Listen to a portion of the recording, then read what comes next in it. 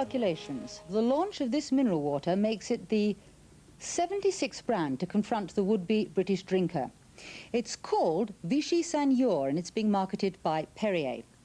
You wouldn't think that people would be prepared to pay anything up to 50 pence a litre for what, after all, comes out of the ground free. But at a time when consumption in spirits is decreasing, the market in mineral waters is expanding dramatically. It's quadrupled in the last 3 years, from 10 million litres in 1978 to almost 40 million in 1981. So, is it a passing trend, or are mineral waters here to stay? Are they a waste of money or a refreshing alternative soft drink? Brian Widlake now reports.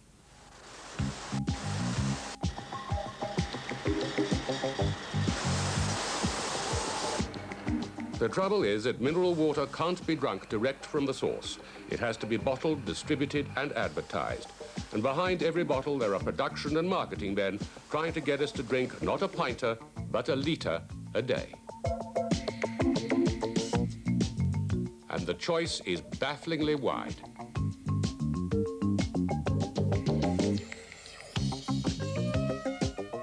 I think in volume terms there could be undoubted mileage over the next 3 to 4 years. I think it would be foolish to even speculate beyond that. Dangerous exercise. I think in profit terms the mileage is extremely vulnerable for any brand or any company that could be involved or thinking of being involved in the market. Why do you say that? Because there has been a vast proliferation of brands in recent years. My best guess is that 3 to 4 years ago there were something over 20, last year in excess of 46, could be 75 this year.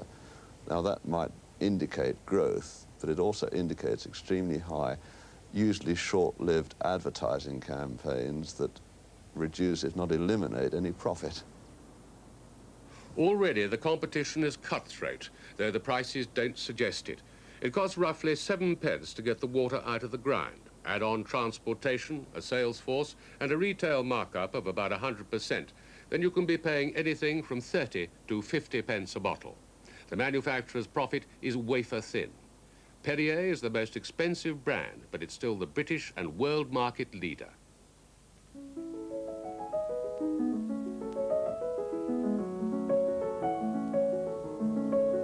Hannibal apparently came to Vergès in the south of France in 218 BC. His parched elephants liked the naturally sparkling water that came from the source, though these days they would be hard pushed to get near it. It's been capped like an oil well and tastefully housed. Pipes take the water to the factory. It took an Englishman, St. John Harmsworth, to put the waters on the map. He bought the source in 1903 and called it Perrier after a local doctor. Soon he was marketing the water in bottles shaped like the Indian clubs he used for remedial exercises after a car accident. By 1908, Perrier was being sold in Britain, where, in the words of the media men, it became essential drinking for the cognoscenti. The water is carbonated by nature, a point Perrier likes to push against those competitors who insert the bubbles artificially. Perrier has between 40 and 50% of all British sales, even though it can cost as much as 52 pence a bottle. But that doesn't dampen expectations. Julian Bowes, who runs the UK operation, believes the market will treble in 5 years. I wonder if it really is a middle-class market. I think it's much more to do with people's lifestyle and a discerning market, and there's a vogue now to drink much lighter than one used to before. For example, people are drinking much more wine than they're drinking spirits. They're drinking lagers instead of beers. In much the same way, I think they're drinking mineral waters instead of sugary drinks. If you're challenging a giant in the marketplace, then almost anything goes. Perrier tested the milk round once, but didn't like it. Highland Spring, however, believes that sales of water and milk do mix and says its arrangements with 16 of Unigate's depots in London is paying off. But its competitors argue it's giving away as much as it's selling. Highland Spring, which incidentally comes from lowland Scotland, is a cheeky newcomer with substantial Swiss and Middle East backing. In just 2 years, it's laying claim to 16% of the total market. That's hotly disputed, and it isn't worried by the competition. Firstly, we were prepared to establish a new factory with the most efficient production methods, and based in the country, our transport costs would be favourable. Secondly, we looked at the international markets right from the start, and we could see an opening for us to sell the product internationally. We could therefore balance our books and therefore provide enough external sale to support the home market in a sensible fashion. Your slogans on your posters, they say such things as, keep the frog on the hop. Right. Well, put it against the background of the Lamb War. That was the right time. So you were prepared to take a kind of chauvinist view of this market, were you? Totally.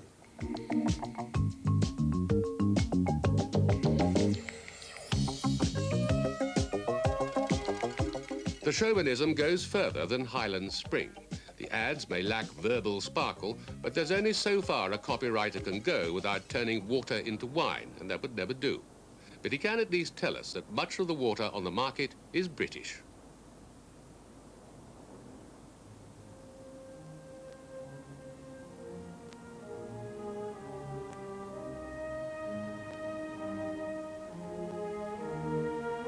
In the tranquil green hills of Worcestershire, there lies the source of what is said to be the Queen's favourite mineral water.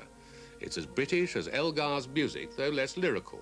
But the sparkling variety has lain dormant for the best part of 30 years. Now the you-know-who people have decided to activate it once more, in the firm belief that it's the only serious British alternative to foreign imports like Perrier, Pellegrino and Evian. It's Malvern water, of course, which Schweppes tells us is celebrated for its softness and purity. While Schweppes is putting £500,000 behind the old sparkler that was last seen in 1952, there's nothing about the sauce itself to suggest the white heat of a marketing campaign that's hitting our television screens. It's as Victorian as when the stuff was first marketed in 1890. It was around that time that Sir Henry Thompson, the eminent surgeon, whom Schweppes find a convenient authority, wrote, "For those who can afford to buy bottled waters," how true that rings today, "no purer exists in any natural source than that of our own Malvern Springs." The production process is gradual and gentle, and even when the water is carried away to the bottling plant, there's a stately progress about the operation that's far removed from the breathless pace of Perrier. The hand wrapping is for two quite distinct types of customer, royalty and publicans. In fact, Schweppes is producing 24,000 bottles a day of sparkling Malvern and have high hopes of a big market share. We'll actually go on until such time as we get the kind of share that we're after. What are you looking for? Or some in excess of 25%. Do you think you've got a chance of doing that with something like 40 to 46 competitors in the field? Oh, yes. I mean, we have a few things going for us. And the first is that Malvern is the best-known name in this market. Secondly, we're British and proud of it. And thirdly, it's the purest of all waters on the market. Maybe the best-known name, but it doesn't sell as well as a Perrier, does it? No, and that's the thing I'm going to change. How do you think you're going to beat someone like Perrier? By consistent marketing spend, and by consistent sales effort. I mean, there isn't an easy route to it.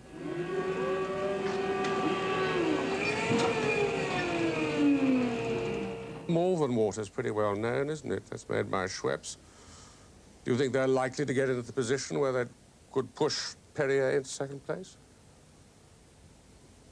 To some degree, it would depend a lot on how consistent they feel they can be in terms of their allocation of advertising and the image that they are able to create and, I repeat, sustain for the product. But even so, I think that the position of Perrier is almost unassailable in its volume potential. Perrier is going to be hard to dislodge, but it's true that advertising will create more awareness, which will lead to increased sales, perhaps enough to accommodate more than 3 or 4 brand names. And if you look at the wine market, I think there's quite a parallel between wine drinking and mineral water drinking. The relative per capita consumption is 1 bottle to 10 bottles, and therefore I think that we could well see the market multiplying by something like 10 over the next decade until we have a 20, 30 million case market.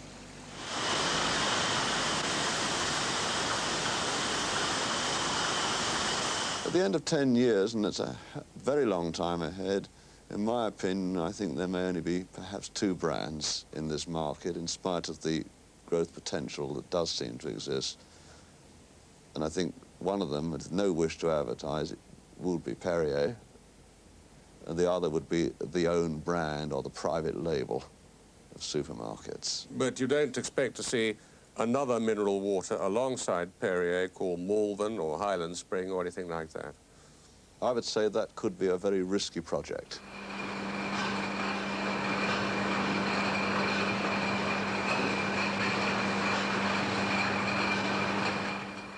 Brian reporting. And that brings us to the end of our first programme. We'll be back again at 6:30 next Sunday, and I do hope you can join us. Until then, have a very good week. Good night.